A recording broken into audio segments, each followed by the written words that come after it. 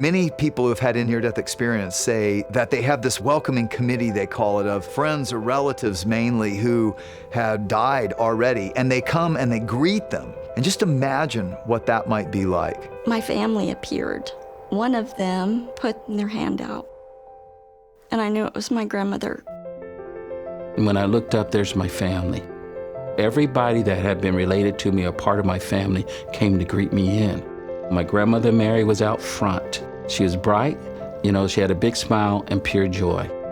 I was immediately greeted by a group of people, spirits, beings. They were absolutely exploding with a pure love. And I could be with them, and I knew without any doubt that I had known them and loved them as long as I've existed. 57.3% of those having near-death experience describe meeting other beings. When a deceased loved one is encountered during a near-death experience, they may be around the age they died, or interestingly, they may appear decades younger.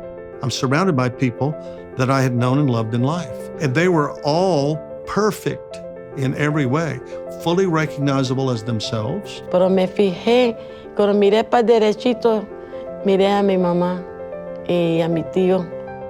I'm looking at this man who I recognize by my heart, but I knew that that was Pa. He's my great-grandfather. Now, Pa was standing next to Ma. I knew her as an old woman when I was a kid. When she was in heaven, she looked to be in her 30s. This was my family.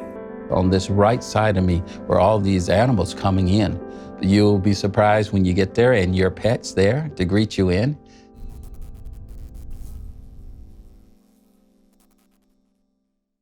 Well, welcome back to the What's Afterlife discussion. Have you ever wondered if there is life after death? Will I still be me? Will I recognize people who have passed on before me? Will I have relationships? Well, before we dive into that topic, last week we discussed some of the evidence that has convinced many skeptical doctors that life continues after death. When people die clinically from cardiac arrest or in car accidents, comas, they have what's called a near-death experience, or NDE. And they often claim they leave their earthly bodies but find themselves in a new spiritual body. And they often say they were up above watching their resuscitation. And we saw last week that studies indicate up to 98% of their verifiable observations were completely accurate or had only a few discrepancies, even though their body was clinically dead. One thing they commonly report about the life to come is you're still you and people who pass on are still themselves, and it's meant to be a great reunion. A reunion like no other. I find that's usually people's first concern. When we think about an afterlife or heaven, many people picture spirits, misty, ethereal, ghost-like people, and it sounds less tangible, less real than this life. And my wife, Kathy, used to not like to talk to me about what I was learning about all this because she'd worry that our relationship might change. It might not be as special or recognizable. And yet those having NDEs report the opposite. We know each other. We're together. We live, love, laugh, eat, drink, work, play. It's life and relationship, but as it was meant to be. That's what NDEers commonly say. And they often talk about their welcoming committee, as you just heard. A crowd of people who they've loved and known, grandparents, relatives, friends who had already died, hugging, kissing, remembering together, starting a new life, a glorious reunion. As part of my research over the last 30 years, not only did I study all these NDE cases and the science associated with them, but it led me also to compare different historical religious writings about the afterlife. If NDEs are having common experiences despite national origin, religion, or no belief, how does that common experience align with our historical religious writings and what they say about the life to come? In the NDEs I studied, I found 40 specific descriptions of the life to come made by NDEers. And I compared how many line up with various religious text descriptions of the afterlife. Like the Buddhist Tibetan Book of the Dead and the Islamic scriptures, they had a few correlations with NDEs. Some aspects of oneness described in the Hindu scriptures correlate. Zoroastrian scripture actually had 5 out of 40 correlate. Yet I found as many or more discrepancies in their views of life after death. However, when I looked at the Jewish and the Christian scriptures, I found an overwhelming 38 out of 40 descriptions that correlate with what NDEers are reporting globally. So I'll share some of what I found in the next several weeks because I think it helps give meaning to these NDE accounts. For instance, on the topic of relational reunions, Jesus is possibly speaking of this welcoming committee that NDEers describe. He says, use your worldly wealth to gain friends for yourselves, so that when it is gone, you'll be welcomed into eternal dwellings. You know, some people worry that the same relational struggles or relational discord that we experience with people here might exist on the other side. You know, like maybe all your exes live in Texas. You're just not sure you want them living next door in heaven. But NDEers talk about some new relational traits of the life to come that actually make those worries incompatible with heaven. Listen as some of them talk about it.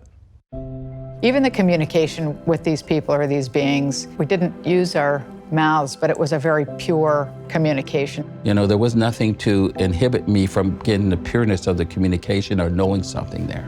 The oneness that we had was way beyond anything that we have on earth. There was a joy and a camaraderie and a fellowship in the truest sense of that word. We are there because we loved God and we're loving each other now. What we struggle to attain here, we gain instant access to there, according to NDEers. Perfect communication, full understanding, a unity that connects people together, kind of like the global internet connected, but not by electromagnetic waves, by perfect love. I mean, imagine the problems that could be solved. Jesus prayed for this his last night on earth, that we would experience the unity of heaven more and more on earth. He said, I pray that they will all be one, just as you and I are one. As you are in me, Father, and I am in you, may they experience such perfect unity that the world will know that you sent me and that you love them as much as you love me. You know, NDEers and Jesus tell us the reason there's unity in heaven is the love and light of God that flows through every person and everything. I mean, think about the possibilities.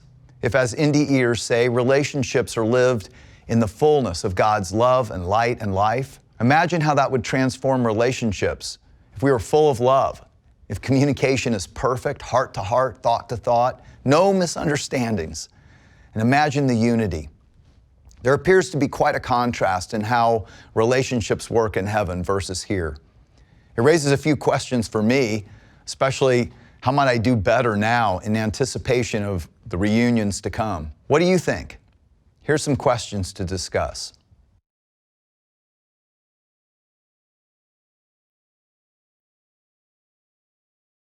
One parting thought on relationships before we leave. You know, the night before his crucifixion, Jesus gathered to eat his last meal with his closest friends. He told them he was going to die, but he said this, don't let your hearts be troubled. Trust in God.